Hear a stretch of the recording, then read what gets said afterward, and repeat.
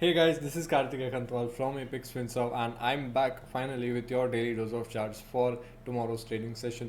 Now I apologize for the big break, but I was dealing with some health issues and now, everything's sorted and things have been starting to get back to normal. So let's see how things roll out. But now, for now, quickly moving on to what's new for tomorrow's trading session. The first thing, as usual, starting off with the equity side of things, what we have is a short trade on Axis Bank where we have a clear lower high structure based trade. We're going to go for a short near the nearest available swing high at 695. Stop loss slightly above the big round number at 705. Ideal targets as usual 1% on the downside.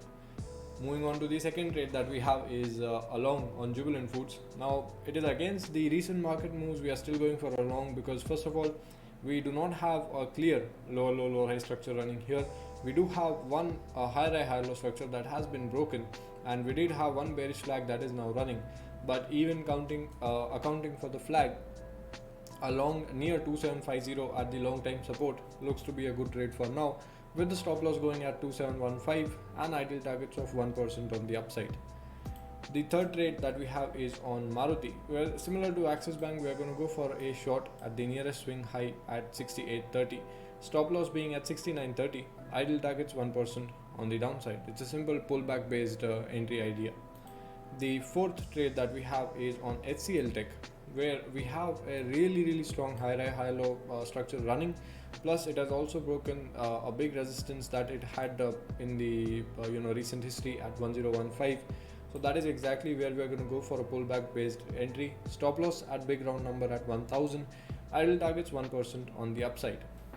Now the final equity trade that we have is M&M, where we are going to go for a short entry because to be honest, from the structure side of things, there isn't much here, but it was in a flat trading range from about 785 on the lower point to 815 on the higher side.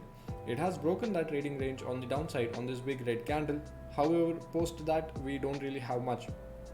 So we're going to go for a short at the nearest supply zone at about 800, which also happens to be a big round psychological resistance at this point of time. Stop loss at 810, ideal targets 1% on the downside. Now moving on to the favorite side of things, or the more popular side of things, the indices, starting with first Nifty. Now on Nifty right now, to be honest, the charts are really nice. We have an immediate judgment zone at about 14690 till 14700. It's a big strike, of course, but even more than that, we have a zone exactly at that level. Plus, we also have 100 SMA and 200 EMA there as well. Both of them are pretty heavy hitting moving averages. So tomorrow, where the first 45 minutes of price action happens and how strongly it is sustained or rejected should decide the further course of movement for the entire trading session. On the upside, I do see movement being capped somewhere near 14775 till 14800. On the downside, it's up capped at you can say around 14600, 14575. However, how this zone is being respected or rejected is going to decide my entries for tomorrow. When I talk about the option chain, I have immediate resistance at 14800 with 503,000 added contracts. Significant resistance coming in at 15,000 with 1 million added contracts. Support comes in at 14600 with 602,000 added contracts. Significant at 14500 with 695,000 added contracts.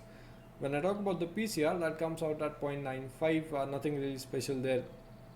What I have noticed over the past year is, the entire COVID scene, the PCR has been anywhere between 0.85 to 0.95, and nothing really happens on those days.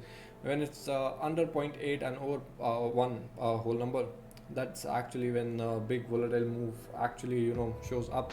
But let's see how it goes. I would prefer to stay more on the chart side of things rather than the option chain side of things for tomorrow's trading session. When I move on to the second index, which is BANKNIFTY, here the charts are a lot trickier because when we look at the previous region where the price has actually been in, BANKNIFTY has not been in this price area for quite some time. If it's quite some time, it's not been there in more than a month rather. Whereas for Nifty, it's not really uncharted or unfamiliar territory. It's been here for quite some time.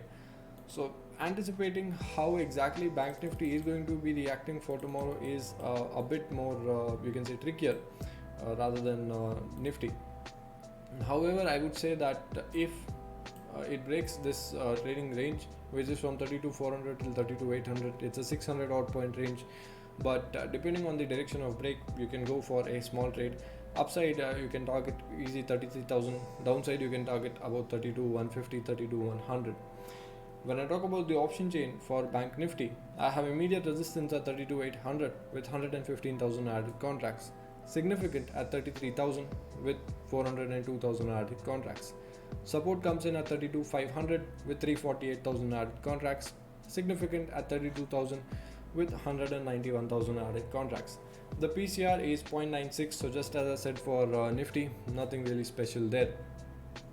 Now, as I said, for tomorrow I would prefer to side more on the chart side of things rather than the option chain side of things.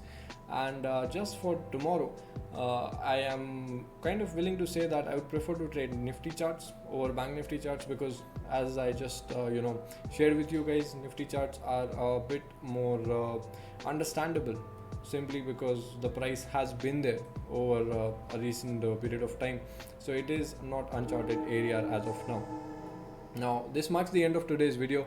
I hope you guys have been having green trading sessions without me all this time, and I hope that I have added some value to your trading session for tomorrow, and that your green streak continues as usual with us from now onwards. Thank you so much for watching, and once again I hope you have a wonderful and green trading session tomorrow. Have a good night. Bye.